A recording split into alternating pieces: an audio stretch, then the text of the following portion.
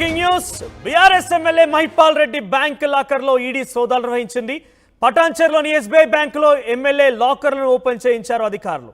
ఇక prevention of money laundering act కేసులో 1.2 కేజీల బంగారాన్ని స్వాధీనం చేసుకున్నారు ఈడీ అధికారులు. ఏకంగా ఆయన బ్యాంక్ లాకర్లు తెరిచిన తర్వాత ఆ లాకర్లను చూసి ఈడీ అధికారులు నివ్వెరపోయారు. 1.2 కిలోల బంగారాన్ని ఆ లాకర్లో ఎమ్మెల్యే మహిపాల్ రెడ్డి స్టోర్ చేసి ఉంచినట్టుగా, లాక్ చేసి ఉంచినట్టుగా తెలిసింది.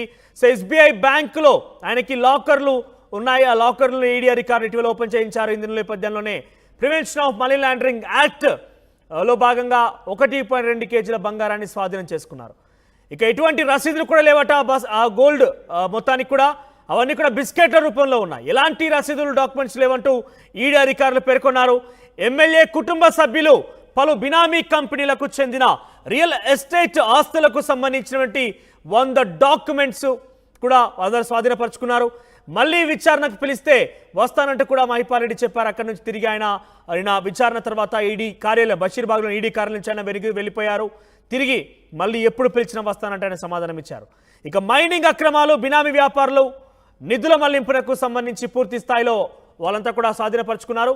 ఇక ఏదేమైనా కూడా ప్రభుత్వానికి 39 కోట్ల రూపాయల ట్యాక్స్ ఎగనామం పెట్టి వీళ్ళంతా కూడా వ్యవహరించారట.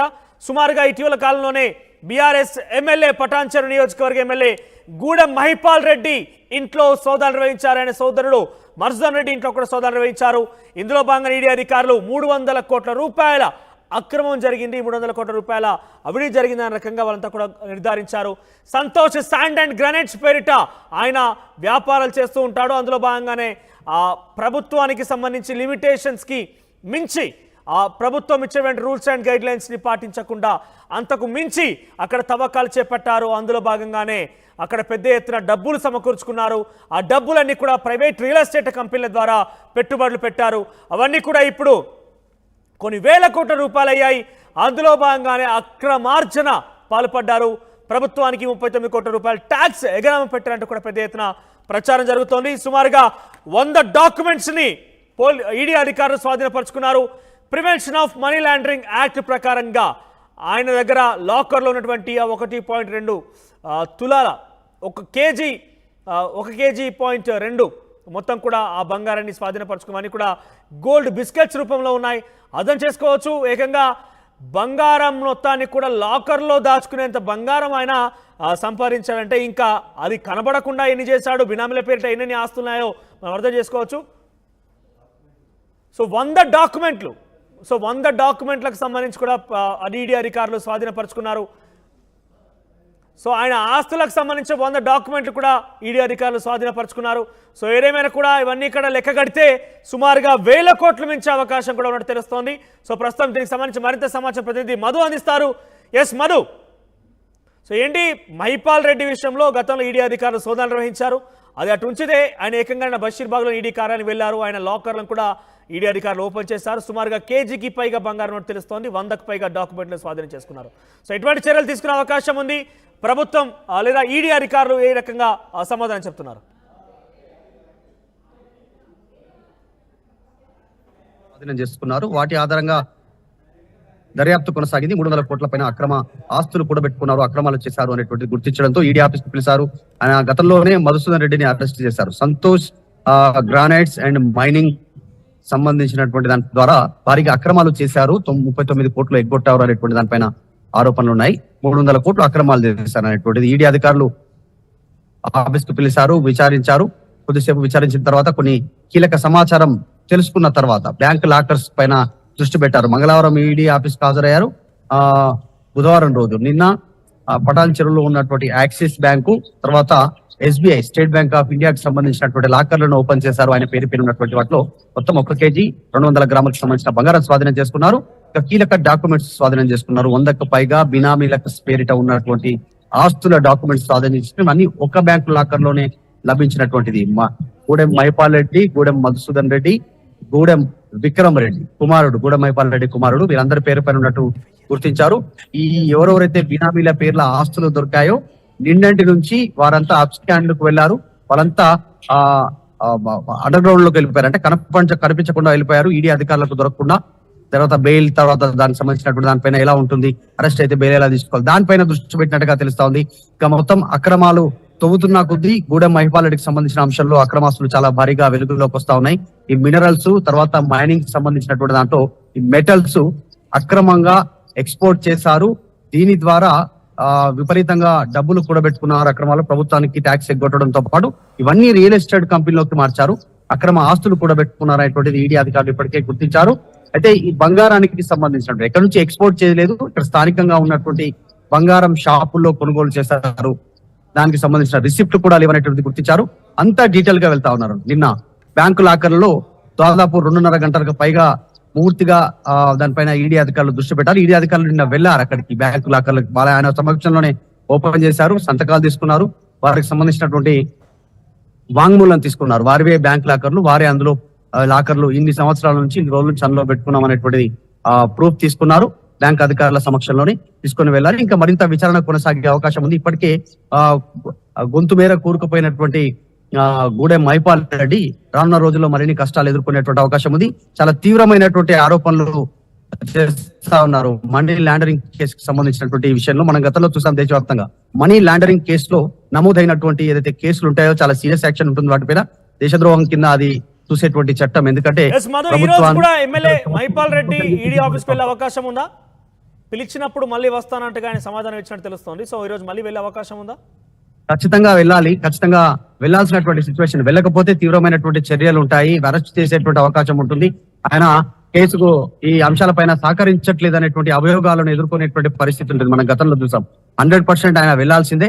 వెళ్లకుంటే ఇంకా తీవ్రమైన చర్యలు ఉంటాయి. త్వరలోనే గూడెం మధుసూదన్ రెడ్డి ఆయన సోదరుడు ఎవరైతే ఉన్నా ఆయన మీద, ఆయన కొడుకుకు సంబంధించినటువంటి ఆస్తుల మీద కూడా ఎంక్వైరీ చేసే అవకాశం ఉంది. వారిని కూడా ఈడీ విచారించే అవకాశం ఉంది. చాలా తీవ్రంగా పరిగణిస్తోంది గూడెం మహిపాల్ రెడ్డికి సంబంధించిన అవినీతి కేసు. సో మధు, ఎమ్మెల్యే దగ్గర సుమారుగా ఆస్తులకు సంబంధించి కూడా 100 డాక్యుమెంట్లు స్వాధీనం చేసుకుని తెలుస్తోంది. సో ఈ ఆస్తులకు సంబంధించి ఎంక్వైరీ లేదా వాళ్ళకి సంబంధించి ఎప్పుడు ఒక నిర్ధారణకు వచ్చే అవకాశం ఉంది? అంటే ఇవన్నీ అక్రమాస్తులు అనేది చాలా స్పష్టంగా ఈడీ అధికారులు చెప్తున్నారు. దానికి సంబంధించి ఎమ్మెల్యే ఏమైనా ప్రూఫ్ చూపించే అవకాశం ఉందా? ఖచ్చితంగా పూర్తి డీటెయిల్స్ పెట్టారు. ఇప్పటికే ఎక్కడెక్కడ బినామీల పేరిట ఆయన రియల్ ఎస్టేట్ లో డబ్బులు పెట్టారు, అక్కడ ఇన్వెస్ట్ చేశారు, ఆ బినామీలతో ఈయన కాంటాక్ట్స్ ఏంటి. ఎందుకంటే గూడెం మహిపాల్ రెడ్డి, గూడెం మధుసూదన్ రెడ్డి, గూడెం విక్రమ్ రెడ్డి ఈ ముగ్గురికి సంబంధించినటువంటి ఫోన్లోని ఈడీ అధికారులు ఇప్పటికే స్వాధీనం చేసుకున్నారు. దాని ద్వారా జరిగినటువంటి ట్రాన్సాక్షన్స్, SMS, తర్వాత వాట్సాప్ సంబంధించినటువంటి చాట్స్ విశ్లేషించే పనిలో ఉన్నారు. ఆ డీటెయిల్స్ అన్ని దొరికిన తర్వాత వీళ్ళ చైన్ లింక్ కదిలే అవకాశం ఉంది. వీళ్ళు పేరిట వీరు ముందున్నప్పటికీ వీరి వెనకాల జరిపినటువంటి రియల్ ఎస్టేట్ కి సంబంధించినటువంటి ట్రాన్సాక్షన్ వీటన్నిటిని గుర్తించడానికి సిద్ధమవుతున్నారు. వీళ్ళ ఫోన్ స్వాధీనం చేసుకున్నారు ఇప్పటికే. కాబట్టి మరిన్ని వివరాలు ఫోన్ లో కొన్ని డీటెయిల్స్ పరిశీలించిన తర్వాత మరిన్ని అంశాలు బయటకు వచ్చే అవకాశం ఉంది. ఖచ్చితంగా వీరు నెక్స్ట్ కొడుకు వాళ్ళ తమ్ముడిని మరొకసారి విచారించే అవకాశం ఉంది. ఇప్పటికే ఈ కేసులో ఒకసారి అరెస్ట్ అయ్యారు ఆ తమ్ముడు గూడెం మధుసూదన్ రెడ్డి. మరిన్ని అరెస్టులు ఉండే అవకాశం ఉంది. బినామీలు కానీ అత్యంత సన్నిహితులుగా వ్యవహరిస్తున్నటువంటి వారంతా కూడా ప్రభుత్వాన్ని మోసగించినటువంటి కేసులు కావచ్చు, మనీ లాండరింగ్ కేసుకి సంబంధించిన విషయంలో వీళ్ళంతా విచారణ ఎదుర్కొనేటువంటి సిచ్యువేషన్ కనిపిస్తాం. సో ఇంకెవరెవరిని విచారణకు పిలిచే అవకాశం ఉంది? సోదరుడు తర్వాత కొడుకుతో పాటుగా ఇంకెవరైనా? ఎందుకంటే బినామీల పేరిట అక్రమాస్తులు సుమారుగా 300 కోట్ల రూపాయలు ఉన్నట్టుగా పెద్ద ఎత్తున మొదట్లోనే ఈడీ అధికారులు సోదాలు నిర్వహించినాక చెప్పిన నేపథ్యంలో ఇంకెవరైనా ఇన్వాల్వ్ అయ్యే అవకాశం ఉంది దీంట్లో? ఇది ప్రాథమికంగా నిర్ధారించినటువంటి ఈ సంఖ్య ఇదంతా కూడా 300 కోట్లకు పైగా అక్రమాలు, మనీ లాండరింగ్ జరిగింది అనేటువంటిది. లెక్కలు చూపించలేదు, ప్రభుత్వానికి ట్యాక్స్ ఎగ్గొట్టాలనేటువంటి. ఇంకా లోతైనటువంటి దర్యాప్తు చేసే దాదాపు 10 సంవత్సరాలు ఎమ్మెల్యేగా ఉన్నారు గూడెం మహిపాల్ రెడ్డి. ఆయన 10 సంవత్సరాల కాలంలో ఎవరెవరితో ట్రాన్సాక్షన్ చేశారు, అక్రమంగా ఈ మైనింగ్ కి సంబంధించినటువంటి వ్యవహారం ఎక్కడెక్కడ నడిచింది, ఎక్కడ ఎక్స్పోర్ట్ చేశారు, ఆ వాహనాలను ఎన్ని నమోదు చేశారు, తరలించినటువంటి దాంట్లో మైనింగ్ కానీ, ఈ గ్రానైట్ కానీ, మినరల్స్ కానీ ఎన్ని వాహనాలు లెక్కలో చూపిస్తున్నారు, లెక్కలో చూపించినటువంటి వాహనాలు ఎన్ని, సో ఎంత మేర మైనింగ్ కి సంబంధించిన అనుమతులు ఉన్నాయి, ఎంత మేర వీరు ఎక్కువగా అంటే ఆ అనుమతిని మించి ఎక్కడెక్కడైతే మైనింగ్ చేశారో వాటన్నిటిని వివరాలు సేకరించే పనిలో ఉన్నారు. కేవలం అప్రాక్సిమేట్లీగా 300 కోట్లు ఉండేటువంటి అవకాశం ఉందనేటువంటి అంచనా వేస్తా ఉన్నారు అప్రాక్సిమేట్లీ. కానీ చాలా పెద్ద ఎత్తున అవినీతి బయటకు వచ్చే అవకాశం ఉంది. వేల సంఖ్యలో దీనికి సంబంధించినటువంటి వేల కోట్ల రూపాయల్లో అవినీతి జరిగి ఉండొచ్చు అనేటువంటిది ఈడీ భావిస్తా ఉంది. దీనికి సంబంధించి గూడెం మహిపాల్ రెడ్డి, గూడెం మధుసూదన్ రెడ్డి, ఆయనకు సంబంధించినటువంటి బినామీలు, అత్యంత సన్నిహితులు, ఆయన అందరిపైన త్వరలోనే ఈడీ ఫోకస్ పెట్టే అవకాశం. Right Madhu, thank you for the updates. Overall గా బీఆర్ఎస్ పటాన్చెరు నియోజకవర్గ ఎమ్మెల్యే మహిపాల్ రెడ్డిని ఈడీ అధికారులను విచారించారు. ఆయనకు సంబంధించిన SBI bank, Patancheru SBI bank లో లాకర్లు ఉన్నాయి. ఆ లాకర్లని ఈడీ అధికారులు ఓపెన్ చేయించారు. ఆ ఓపెన్ చేసిన లాకర్లో సుమారుగా కేజీన్నర బంగారం, సుమారుగా 1.2 కేజీల బంగారాన్ని అందులో తెలుస్తోంది. అవన్నీ కూడా బిస్కెట్స్ రూపంలో ఉన్నాయి. వాటన్నిటికీ ఎటువంటి రసీదులు లేవు, చాలా క్లియర్గా ఎటువంటి రసీదులు లేవు అనేది గుర్తించారు ఈడీ అధికారులు. దీంతో భాగంగా ప్రివెన్షన్ ఆఫ్ మనీ లాండరింగ్ యాక్ట్లో భాగంగా వాళ్ళు స్వాధీనం చేసుకున్నారు.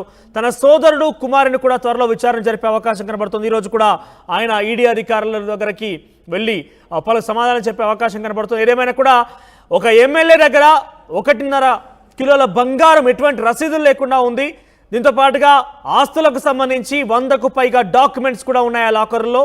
సుమారుగా 300 కోట్ల రూపాయల విలువ గల సంబంధించిన భూమి లేకపోతే ఇతరత్ర ఆస్తులు కూడా ఆయన దగ్గర ఉన్నట్టుగా ఇప్పటికే ఈడీ అధికారులు గుర్తించారు.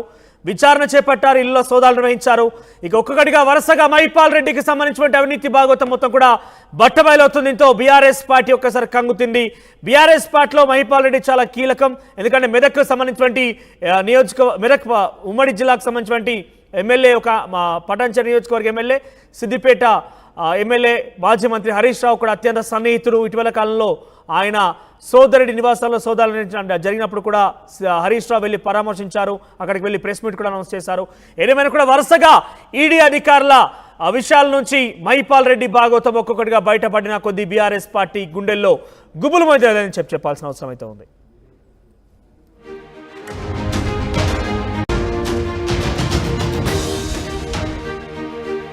Breaking news, BRS MLA Mahipal Reddy bank లాకర్లో ఈడీ సోదాలు నిర్వహించింది.